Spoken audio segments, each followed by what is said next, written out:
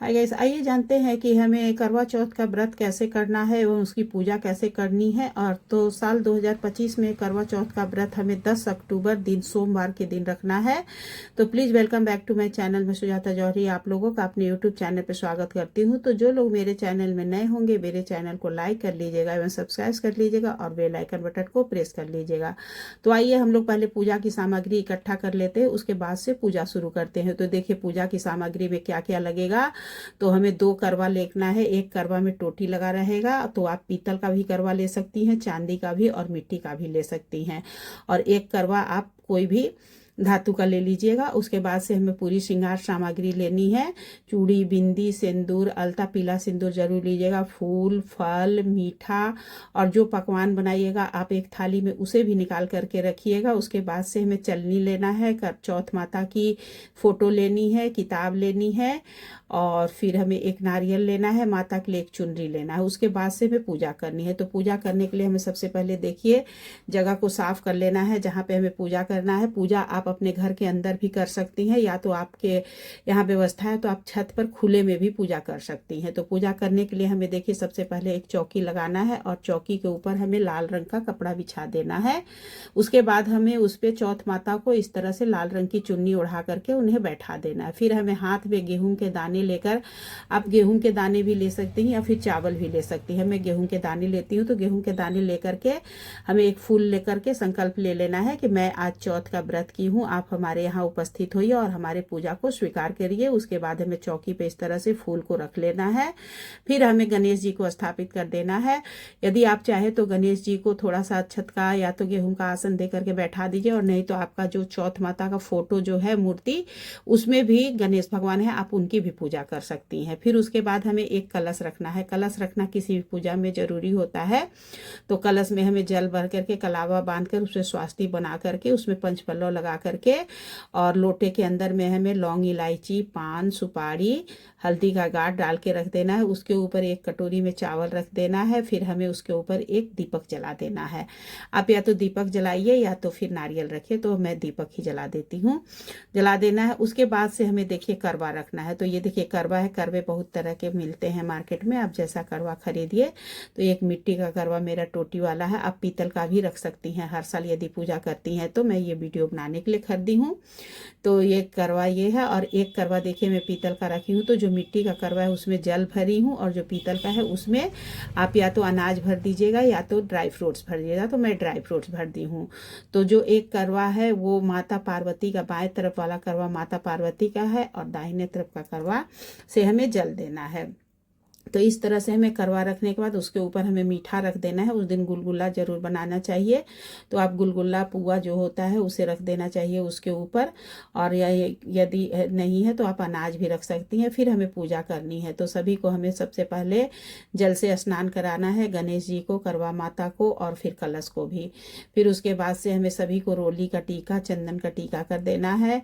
करवा माता को हमें सिंदूर लगाना है।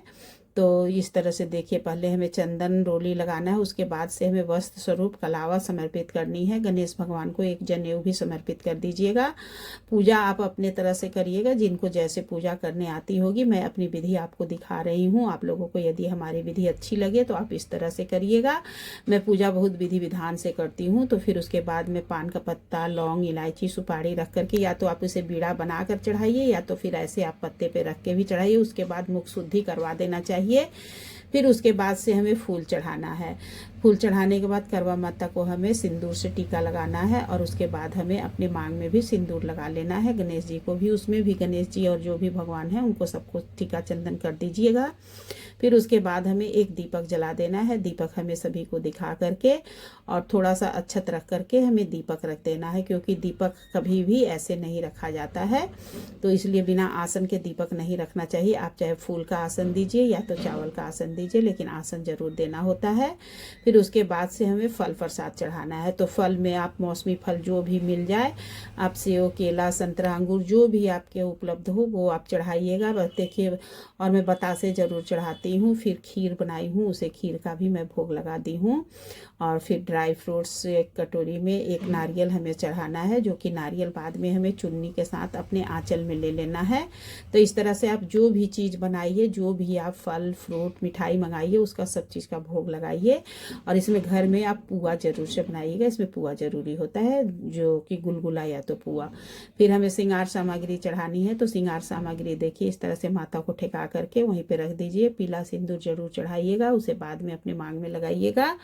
और फिर देखिए हमें श्रृंगार में चूड़ी बिंदी ये सब रखना है। और फिर हमें एक चलनी लेनी है, एक प्लेट लेना है, जो कि हमें पूजा करने के बाद इस चलनी से हमें चंद्रमा भगवान को देखना है और उसके बाद फिर अपने चांद को देखना है। इसलिए हमें पूजा के वहीं पे चलनी भी रखना है, उसकी वीडियो मैं आप लोगों को बाद में दूंगी। फिर उसके बाद से हमें देखिए बैना देने के लिए, सासू माँ को बैना देना होता है। तो बैना देने के लिए मैंने एक साड़ी चढ़ाई है, आप जो आपकी सासू माँ पहनती हो वो चढ़ाइएगा। उसके बाद से हाथ जोड़ करके हमें गेहूं के दाने फूल लेकर के चौथ माथा की कहानी को पढ़नी है, या कोई सुनाने वाला है तो सुननी है। उसके बाद से इस तरह से प्रणाम कर लेना है। फिर हमें आरती करनी है, आरती हमें गणेश जी की करनी है, उसके बाद चौथ माता की करनी है। और फिर बाद में हमें चंद्रमा भगवान की भी आरती करनी है, जब चंद्रमा भगवान निकल आएंगे तब, जब का समय होगा। और पूजा करने के बाद देखिए हमें करवा फेरना होता है। तो जो करवा है, तो इस तरह से करवा हमें 7 बार इधर से उधर करना होता है। तो इस तरह से देखिए आप हाथ को क्रॉस करके 7 बार आप करवे को इधर का उधर और उधर का उधर इस तरह से करिएगा। और बाद में देखिए आपका जो टोटी वाला करवा है वो उस साइड चला गया, और जो माता रानी का, पार्वती जी का करवा है वो इस साइड आ गया, जिसपे मीठा रखा हुआ है।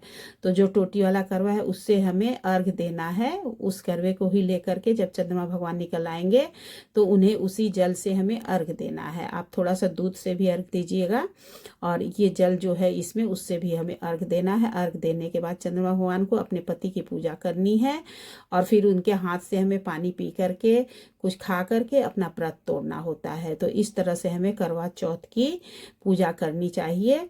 उसके बाद से देखिए जब पूजा समाप्त हो जाए और सब चीज़ हो जाए तो फिर हमें क्या करना है, तो रात में ही बैना हमें सासू माँ को रात में ही देना होता है। इसमें सुबह का कोई नहीं झंझट है, क्योंकि रात में ही हमें सब कुछ खा लेना होता है। इसलिए रात में ही पूजा करने के बाद से सब सामान हटा लेना है। जब चंद्रमा को अर्घ दे दीजिए।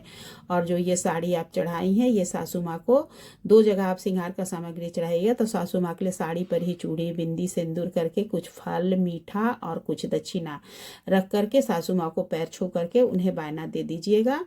तो इस तरह से हमारी पूजा संपूर्ण होती है। और मैं अर्घ देने का और चंद्रमा को देखने का वीडियो अभी बाद में बनाऊंगी। तो दोस्तों आप लोगों को मेरा वीडियो कैसे लगा हमें कमेंट करके ज़रूर से बताइएगा। और देखिए ये जो डलिया में श्रृंगार सामग्री वो हमारी है, और जो ये है ये सासू माँ की है। तो इस तरह से हम लोगों को पूजा करना चाहिए। आप लोग कैसे पूजा करती हैं हमें कमेंट करके ज़रूर से बताइएगा। और सभी को करवा चौथ की ढेर सारी शुभकामनाएं। सब लोग खूब अच्छे से करवा चौथ का व्रत करिए।